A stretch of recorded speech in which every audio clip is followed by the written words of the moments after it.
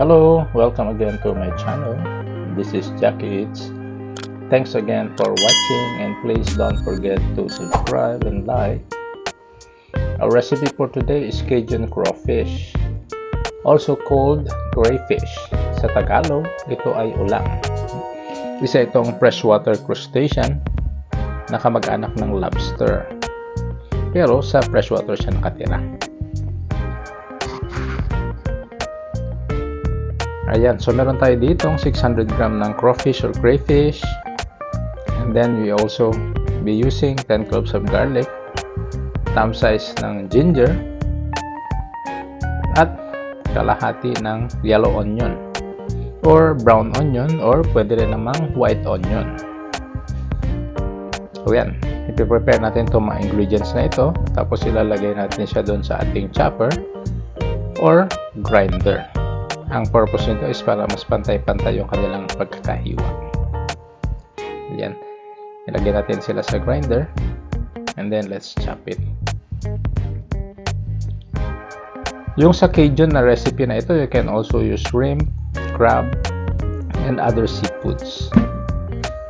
It just happened na meron akong nakitang crayfish dun sa supermarket, kaya crayfish or crawfish yung ating lulutuin for today. So, ayan, yung ating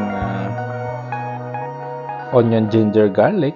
Ayan, malapit na silang ma-chop finely. You can also do this manually if you want, kung wala kayong chopper or grinder. No? So, ayan, let's transfer our mixture dun sa ating mangkok or container. In this recipe, we are also going to use juice of 1/4 lemon. Of course, yung ating Cajun spice or seasoning is very important.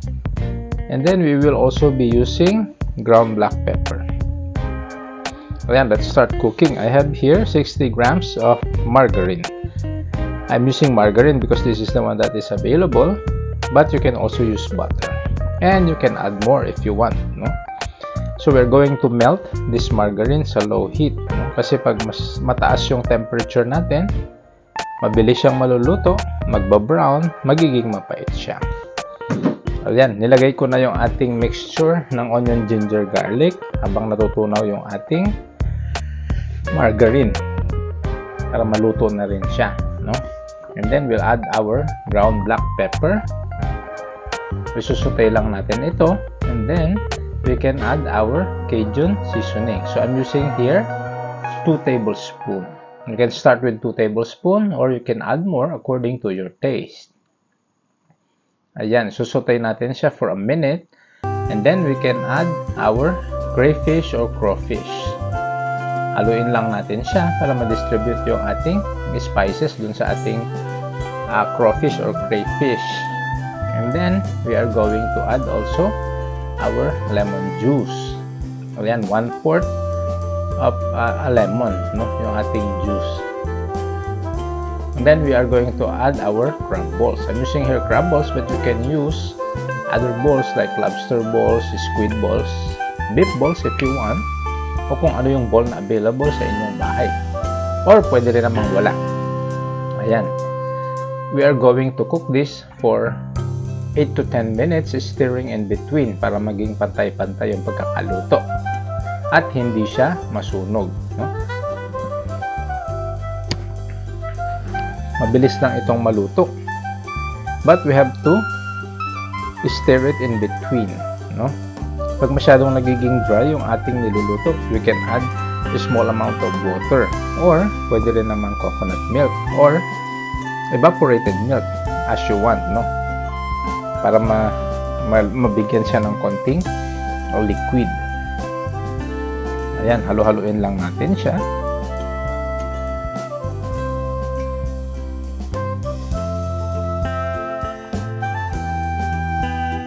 And then we will also check yung lasa nito.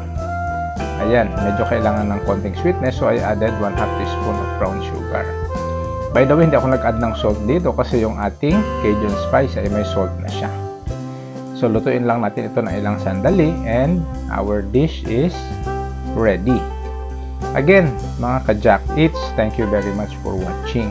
Hope to see you in my next video. For any suggestions, comments, or any message, pakisulat na lang doon sa space natin below. Okay? Thank you so much again for watching. Bye! See you again!